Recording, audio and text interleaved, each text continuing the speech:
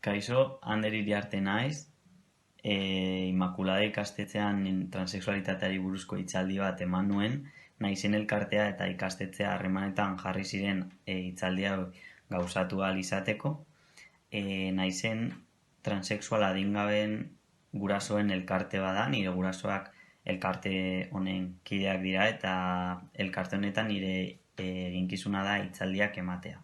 Azken finean, hitzaldi hauen helburua da transexualitateari buruzko ez jakintasuna gainditzea eta gainera lehen pertsonan transexualitate kasuan dagoen pertsona baten historia ikustea eta ikastea.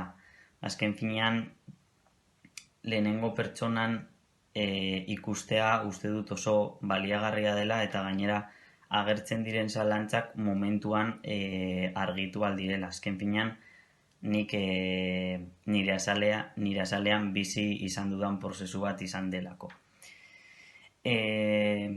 Ikaslei jarrera dagokionez, oso harrituta geratu nintzen, aurretik hitz egin dudan ez jakintasuna ez nuelako topatu, eta topatu nuen gauza bakarra izan ziren galdera interesgarriak eta ikasteko gogo itzela.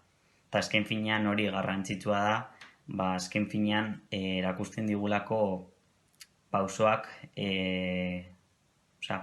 aurrera ematen ari garela eta ez atzera. Eta bukatzeko, mila esker eta ziur nago etorkizun batean berriz topatuko garela. Agur.